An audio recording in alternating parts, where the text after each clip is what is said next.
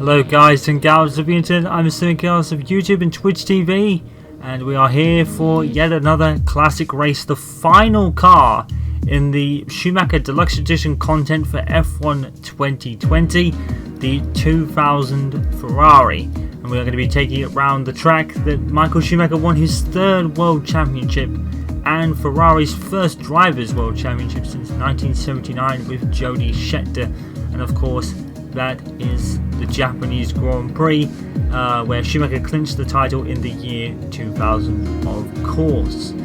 Now, the Ferrari of 2000 is a very, very awesome car to drive. I will say this right now, I think driving-wise, it is one of the best handling cars of the Deluxe Edition. There's such a difference between the 90s cars that lose the back end. You can throw this car around this track a lot more easier than you could in the 90s content. But there is a bit of a drawback to this car, however, and we will point it out. It's nothing to do with the car is great, and driving it is great, but there is one kind of setback, and that's more to do with the game and the other classic cars in the game rather than the car itself. And of course we've been able to apply the race uniform, which means we'll get to see Schumacher in Ferrari ovals for the first time since 2006, or F1 2013 if you want to count the classic cars and classic content in that game mode, which makes sense because he was at both the Ferrari 1979 I believe and the 1996 car in both the classic and the the bonus content that was part of F1 2013. And listen to this car.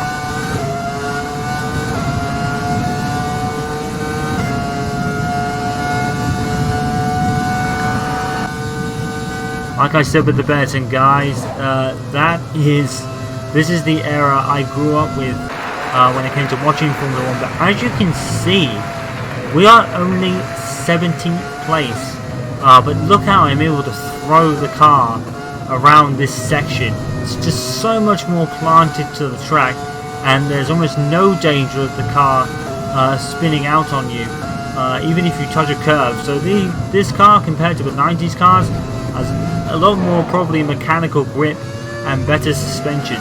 So I think, to be fair to the 90s cars, I think they were a perfect recreation of how the cars were back then, and the 2000 Ferrari pretty much follows suit. We did lose a bit of oversteer there, but it was nowhere near as often in this car as it was with the 90s car. But the thing is, it's slow compared to the other cars in the field, because we have the 2010 and 2010 Red Bull, the 2010 McLaren, the 2004 Ferrari, which really just wipes the floor with all the other cars on the grid. So again, even in this different class of cars, there's still a car that's undeniably OP and more powerful than the other cars on the grid. So really, if you want to pick this car, really you're picking it just for show, because you're not going to get anywhere in terms of any positions on this track, on this car.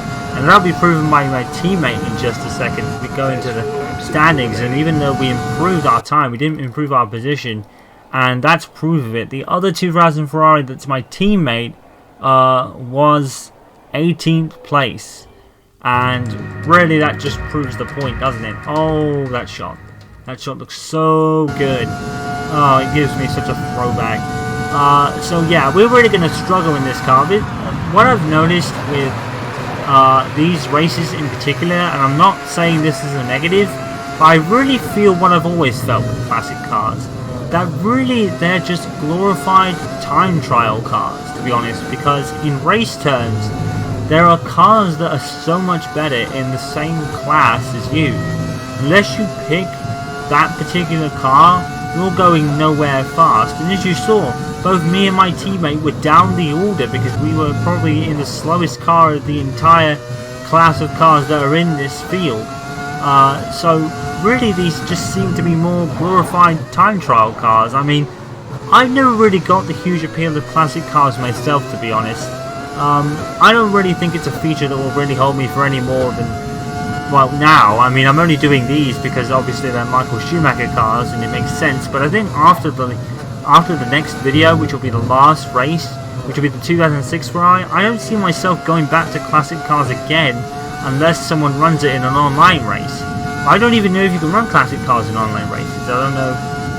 You probably could, but the online lobbies I've always seen, there's no one racing any classic cars. So it really, the classic cars are just a feature that's probably just nice that it's there, but not something you're really going to dabble into unless you play one of the classic car championships that I do believe is in the game. But apart from that, I don't really see myself going into these cars any more than after the next race and the next video. And again, we're only 15th because this car is probably the slowest of the car. It's beautiful to drive, it feels so planted, but it's just slow compared to all the other cars in the field. So 5 red lights, lights out and away we go, and this race is pretty much going to be a 2-lap race. We're probably going to see the first lap and the last lap because we're going to get probably close to this runner with the first corner, and obviously I backed off to avoid the first corner collision. But as you saw there in the practice times, the Ferrari 2004 just wiping the floor with all the other cars on the grid. There's such a gap between certain cars on the grid that these classic cars don't really provide any exciting racing. That's the problem I've had with these classic cars. The problem I've had with classic cars in general, they don't really provide any exciting racing unless you probably lower the difficulty or something. But even then, it's like, even if you lower the difficulty, the Ferrari 2004 will still win out against the rest of the AI cars.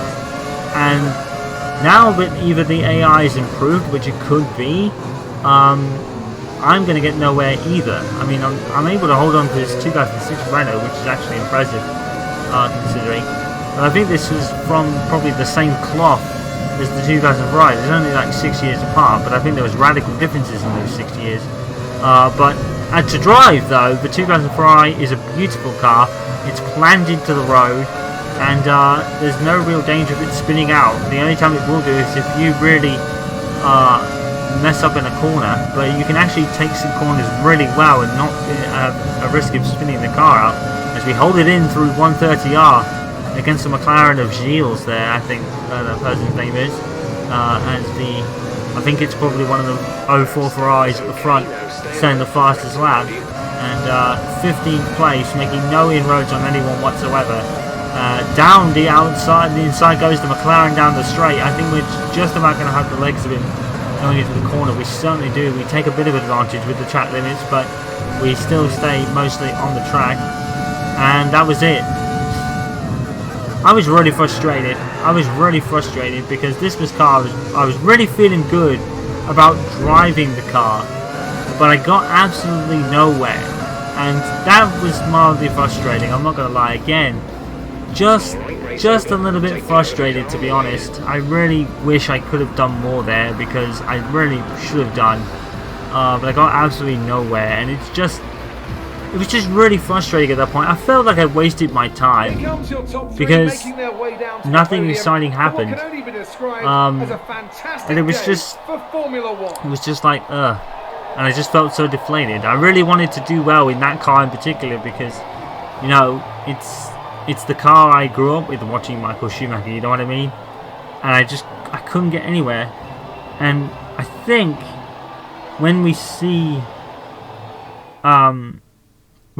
the times here, let's have a look.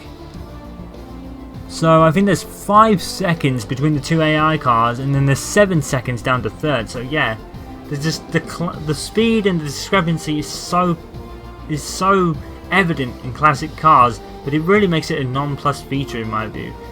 But what we'll do is we'll jump in the 04 Ferrari and see if we can get a win. But yeah, that was mildly frustrating, I ain't gonna lie. So I'll see you for the final race of this classic set. You guys know what to do. Peace out.